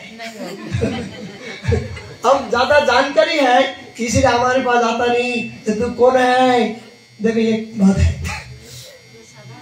ये मदन मोहन का 2 मिनट देखो तुम्हारी सरलता है। ये मथुरा मंडल में जब भी टाइम मदन मोहन चुबेरे घर पे है तो वो ब्रजवासी मैया डेली खिचड़ी मदन मोहन के खिलाता है। और उसी टाइम सनातन गोस्वामी पास आया था, देखा मैया स्नान किया नहीं, कपड़ छड़ा नहीं, उसी अवस्था में मदन मोहन का खिचड़ी बना के मदन मोहन के भोग लगा रहा है। और मदन मोहन और उसका बेटा खा रहा है, 2 हाथ में खा रहा है, 2 हाथ में खा रहा है। उसी टाइम सनातन गोस्वामी पास मेरा साधु आया था, देख रहा है साक्षात भगवान मंदिर से आके मैया का हाथ से खिचड़ी खा रहा है, खिचड़ी खा रहा है। उसी टाइम वो बाबा मैया का बोल रहे, मैया तुम क्या अपराध कर रहा है, तुम क्या अपराधी है। बोले क्यों, तो तुम भगवान तुम्हारे हाथ से खा रहा है, तुम अभी स्नान किया नहीं, कपड़ छोड़ा नहीं, तुम पवित्र हुआ नहीं, पूजा पाठ किया नहीं, बिना पूजा पाठ के लिए भगवान के खिचड़ी बना दिया और भगवान खप खप कर खा रहे, तुम्हारे पाप हो रहे। देखो भगवान पाप हो रहे। मैया हला बोला है, मैया हला बोला है बाबा बाबा ठीक है, तुम ठीक बोला, ठीक बोला, तुम ठीक बोला। हम तो स्नान किया नहीं, अभी कपड़ छोड़ा नहीं, फिर हम तो अपराध रहे। उस दिन बाद मैया स्नान किया, कपड़ छोड़ा, भगवान का नाम करके खिचड़ी बना के जेबी टाइम बोला रहा है, गोपाल आजा, कन्हैया आजा, मदन मोहन आजा। गोपाल जी बोल रहा है, मैया ए मैया कौन खाएगा, किसका बोला रहा है। पर तेरे बोला रहा है, तो जा हम आज नहीं खाएगा। पर वही बाबा जी का बोला, जे बाबा तेरे विधि बोला ना, वही बाबा का बोला, बाबा का खिला, हम आज नहीं खाएगा, पूरा दिन भूखा रहेगा, पूरा दिन भूखा रहेगा। जे बाबा तेरे स्नान करने के लिए बोला, वही बाबा का जाके दिए। हम झूठ बोल रहे हैं, भागवत बोल रहे हैं ना। उसी टाइम सनातन गोसाई बोला, बाबा बाबा आज मेरा मदन मोहन कुछ खाया नहीं, पूरा दिन भूखा, देखो उसका मुंह अंदर है, पूरा दिन कुछ खाया नहीं। क्यों क्यों तुम बोल रहे, मेरा कपड़ छोड़ा, स्नान किया, सब कुछ शुद्ध हो गए, रंगन किया, इसलिए गुस्सा हो गया। सनातन गोसाई बात बोला, ओ ए प्रभु हम कहाँ से आया, कहाँ जन्म लिया, और ब्रज में ब्रजवासी तुम कितने मन से प्यार कर रहा है, अंदर का भावना बिना जान के तुम्हारी भेद बुद्धि कर रहा है। सनातन गोसाई बात धिक्कार दे रहा है, मैया मेरा अपराध हो गया, मेरा अपराध हो गया, मेरा अपराध हो गया।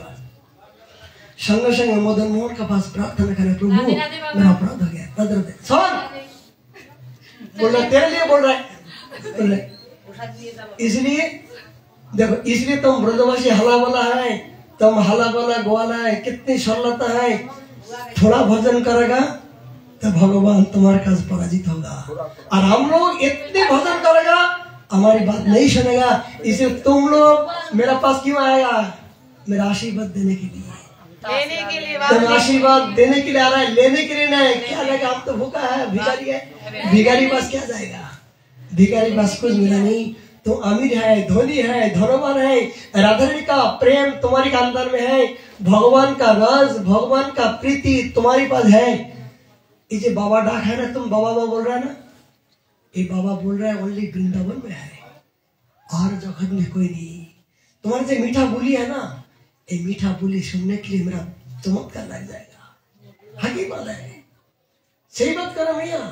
जब हम लोग जब भी टाइम आते, बाबा बाबा रोटी ले जियो, बाबा का लाजियो, जोर लाजियो, ये जो बाबा, ये बाबा का अंदर में जो एक शक्ति, प्रीति, मीठा बोली है ना, ये बोली विश्व ब्रह्मांड का कोई है नहीं, ये बोली विश्व ब्रह्मांड है नहीं।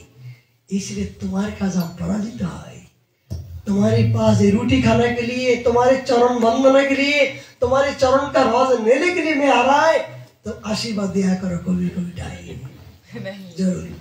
बाबा पाप चलाते हैं, चेलान पे कोई पाप नहीं, पाप नहीं। चला भी कभी कभी गुरु का उद्धार करने के लिए आ रहा है। कोई चला समर्थवान होगा, चला भजन करेगा, चला का माध्यम से गुरु उद्धार हो जाएगा। कोई प्रहलाद का माध्यम से पिता उद्धरवाणी, कोई प्रहलाद का पिता तो प्रहलाद का विरोधी किया और प्रहलाद तपस्या किया और तपस्या का माध्यम से आज हिरण्यकशिपु समस्त कुल असुर कुल उद्धार हो गया। जे भजन करेगा जे बड़ा है, जगत सबसे बड़ा भी है। कौन बड़ा है? जो भजन करेगा, जो भगवान का नाम लेकर बड़ा है। आया करो, ठीक है? कोई भी आया करो, मेरा नहीं, हमारे नहीं, मेरा कृपा कर नहीं रहा करो, ठीक है? राधे राधे, आ जाओ। तुम्हारे दर्शन करना पड़ेगा ब्रजवासी, तुम्हारे दर्शन देखो कितने आदमी तुम्हारी ब्रजवासी का देखो, ये देखो दर्शन करो। ब्रजवासी राधा कुंड का तिलक है, कितनी सौभाग्यवान है, कि सौभाग्यवान, ठीक है? आया करो, पक्का आशीर्वाद दिया करो बाबा, आप हमें दिया करो।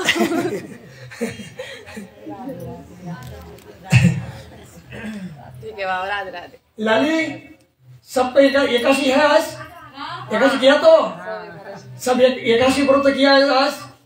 हाँ बाबा, सबने किया है। सब किया, सब पे एकादशी करा। वो गांव का तुम्हारे दायित्व दिया था, सबका एकादशी कराओ, सबका कोंटी माला कराओ। कोंटी से ही तो मैं दे रहा है, सबका कोंटी कराओ। गाँव सब कर रहे हैं, तो एकादशी सब कर रहे हैं। अब कंठी तो दे देना, गाँव जाऊंगी मैं शादी में, भाभी के लिए ले जाऊंगी। अभी तो यहाँ पे तो नहीं, ऊपर में है, जाना पड़ेगा था ऊपर फिर आ जाऊंगी। अजी कोई अजी आज है, ठीक है? राधे राधे, ठीक है, राधे राधे, राधे राधे, राधे राधे, अच्छा। राधे राधे, राधे राधे।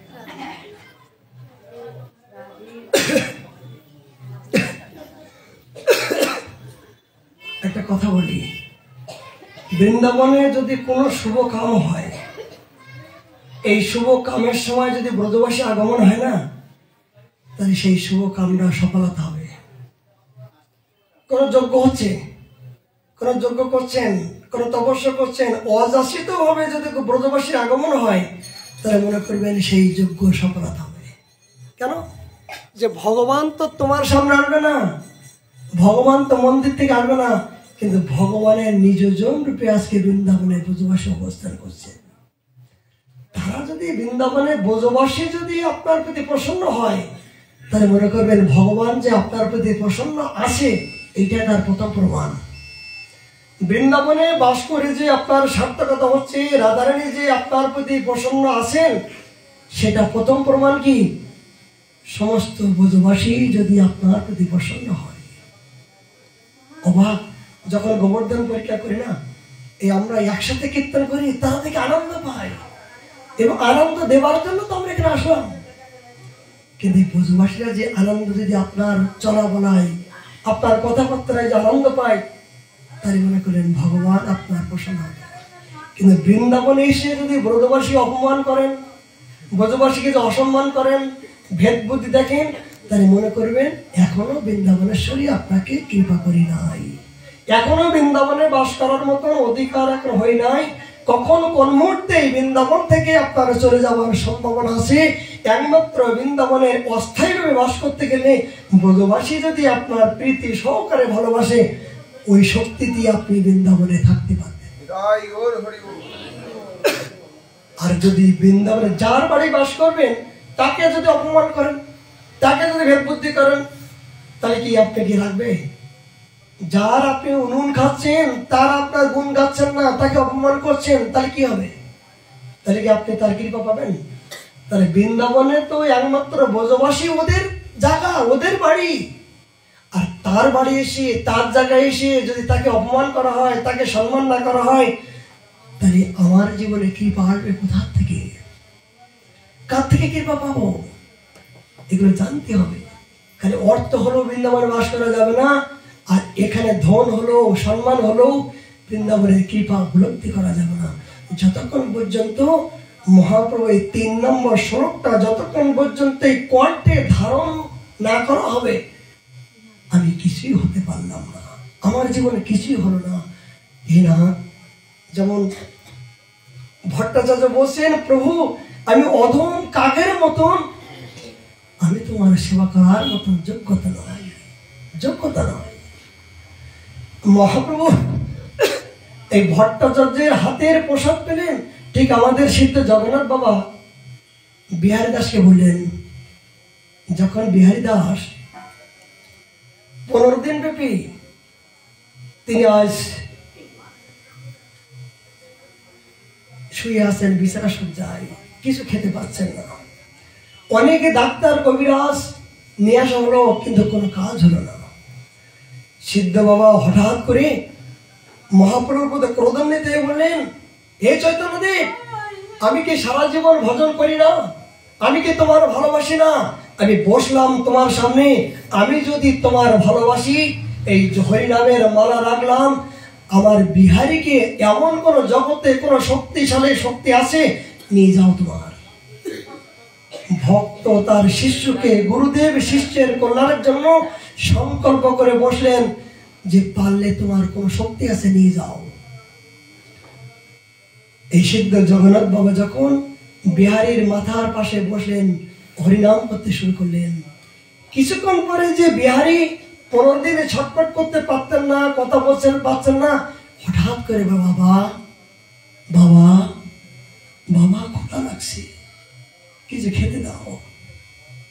15 দিন তিনি অচেতন ছিলেন, আর ভক্তের প্রতিজ্ঞায় ভগবান পরাজিত হয়ে সেই ভক্তের আবার পুনরায় জীবন শুরু হয়ে গেল। বিহারী বলছেন, বাবা বুকটা শুকায় যাচ্ছে, কিছু খেতে দাও। তখন সিদ্ধ জগন্নাথ বাবা তাড়াতাড়ি উঠে ডালিয়া করে বিহারীকে খেতে দিয়ে বললেন, বিহারী ওঠ ওঠ, 15টা দিন আমি খাই না, শোন তোর হাতের যে আমি খেতে ভালোবাসি। আমার অনেক শিষ্য আছে, কিন্তু তোর মতন এইরকম পরিপাটি করে কেউ দিতে পারে না, তোর মতন পরিপাটি করে কেউ এরকম ভালোবাসে না। বিহারী দেখ, আমার তো মুখটা শুকাই গেছে, আমি এতদিন যাবৎ কিছু খাইনি। বিহারী ও ও তখন সিদ্ধ বাবার কথা শুনি আজ বিহারী ছটপট করে উঠে তাড়াতাড়ি স্নান করে গুরুদেবের সুখের জন্য তিনি আজ রন্ধন করলেন। যখন রন্ধন করছেন, এটা শ্রবণ করুন, যখন বিহারী রন্ধন করছেন, তখন বিহারীর এক গুরু ভাই তিনি ভজন করছেন, আর বিহারী দুর্বল অবস্থায় চুলোর ভেতর দিয়ে শুকনো কাঠ জ্বলছে না, ধোঁয়া লাগছে, আর এই গুরু ভাইটা ভজন করছে।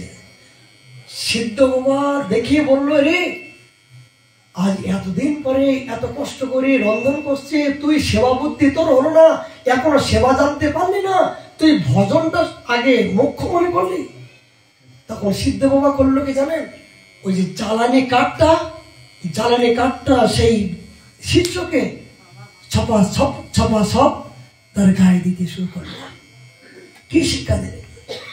আচ্ছা বলুন তো, ভজনানন্দে পড়ো না সেবানন্দ পড়ো? ভজনানন্দ পড়ো না সেবানন্দ পড়ো? ভজনানন্দ পড়ো সেবানন্দ পড়ো? তাহলে সেবাই পড়ো।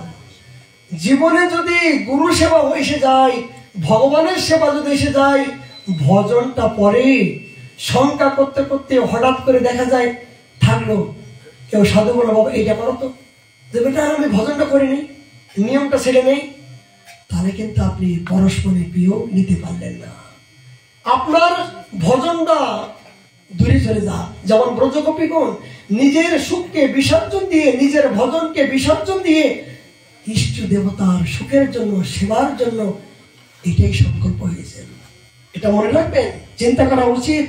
যে কোনো মহাত্মার পাশে গেলেন, কেউ বলছেন বলবো এটা প্রসাদ দাও, এক সাধু বলছেন, গুরুদেব স্বয়ং বলছেন এই প্রসাদ দাও, বলছে বাবা সংখ্যাটা শেষ করি।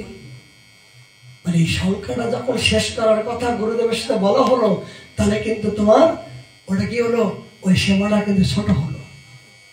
এটা হিসাব করতে হবে। এই মনে করবেন জগতে নিজের ভজন করে আমি কত অগ্রসর সরব, নিজে ভজন করে আমার সামর্থ্য নাই, কিন্তু যারা ভজন করে আজকে অনুভব পৌঁছে গেছেন, তারা যদি কৃপা করে আমাকে কোনো প্রকার আদেশ করেন, কৃপা করেন, ওইটাই যদি আপনি বহন করতে পারেন, গ্রহণ করতে পারেন, তার ভিতর থেকে আপনি 50 বছর ধরে আপনি যে সম্পত্তি পাবেন না, এক মুহূর্তের মধ্য দিয়ে আপনি সেই সম্পত্তি পাওয়ার মতো সম্ভব হয়। এটা হলো কৃপা সাধ্য, এটা হলো সাধন সিদ্ধ। এই জন্য এগুলো জানতে হবে। খবরদার খবরদার, এই জাতীয় মহতের পাশে গিয়ে নিজের ভজনের সংখ্যা শেষ না হলে যে আপনি সেবা করবেন না, সেবাটাই তো আপনার মুখ্য উদ্দেশ্য। এই সেবার জন্য তো আপনি ভজন করছেন।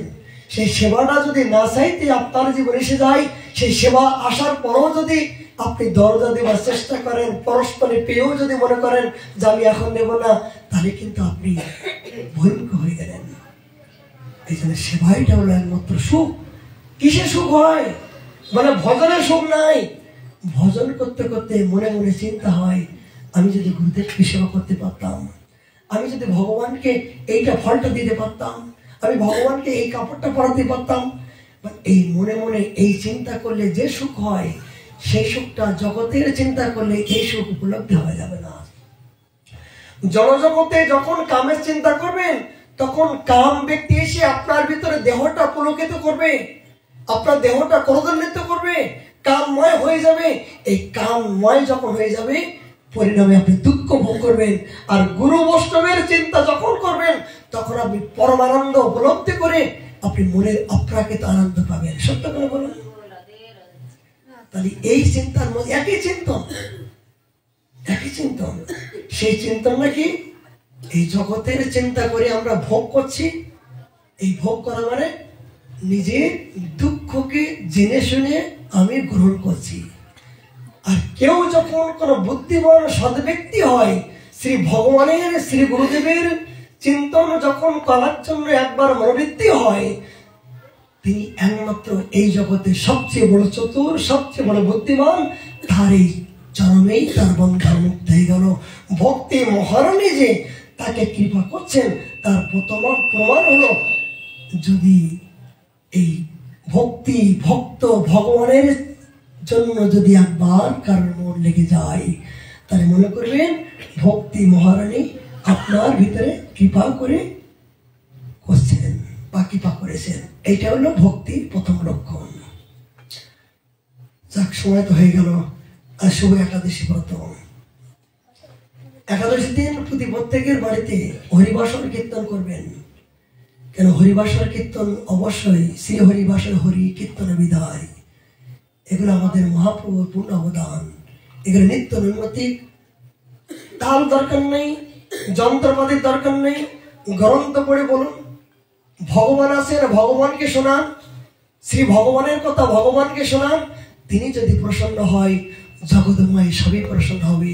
তিনি শুনলে জগতে সবাই শুনবে।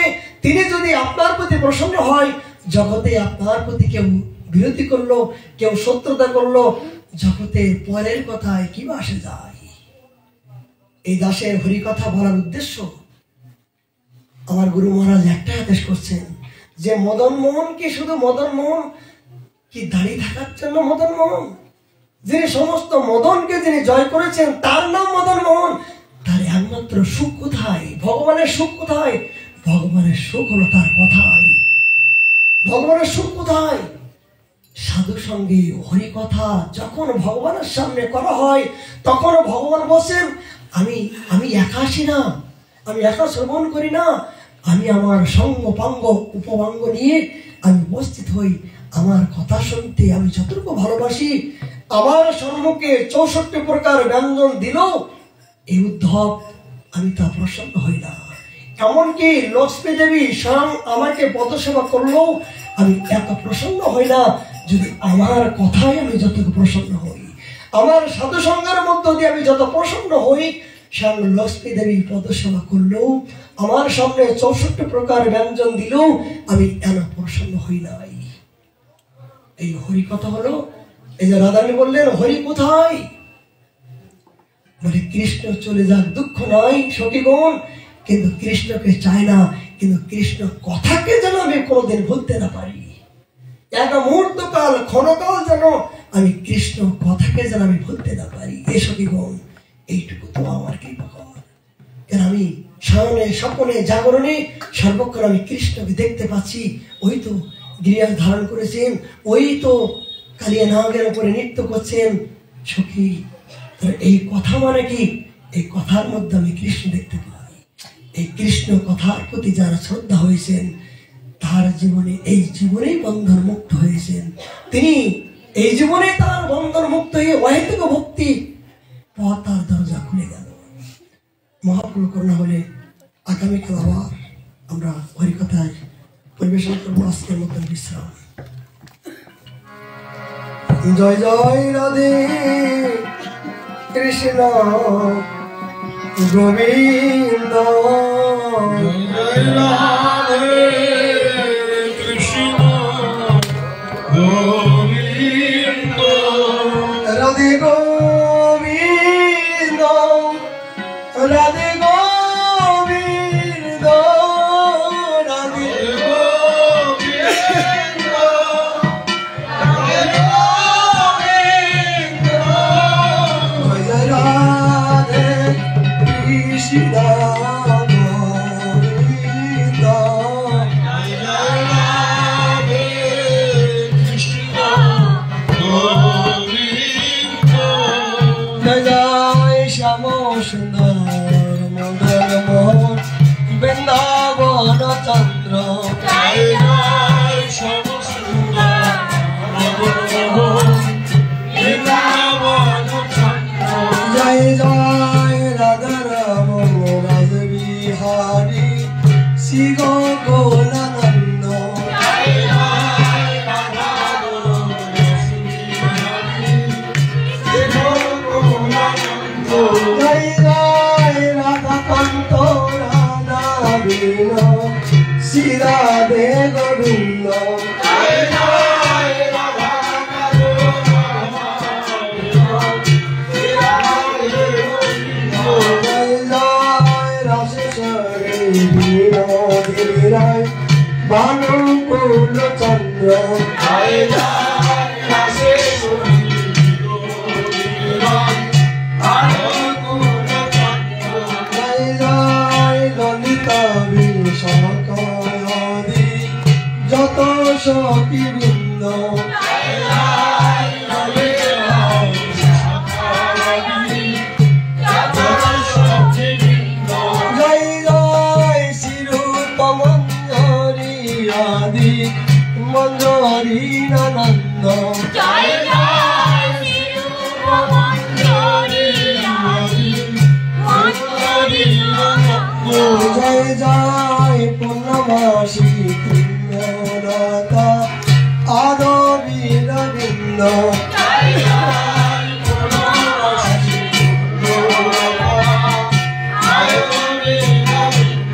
তোমরা সবে মিলে করো দয়া, আমি অতি মন্দ,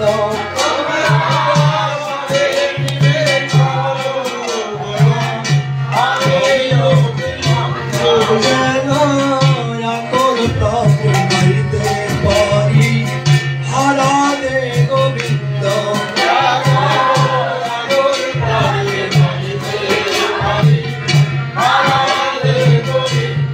জয় জয় রাধে কৃষ্ণ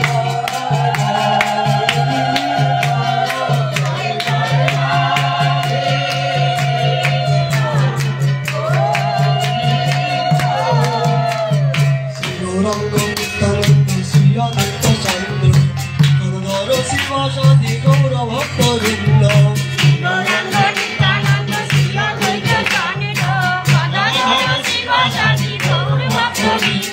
শ্রীকৃষ্ণ চৈতন্য প্রভু নিত্যানন্দ, হরে কৃষ্ণ হরে রাম শ্রী রাধে গোবিন্দ, হরে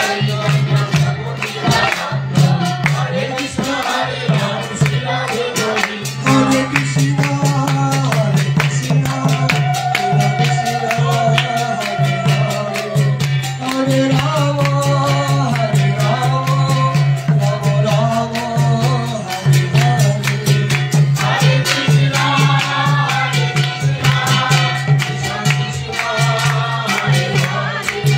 হরে,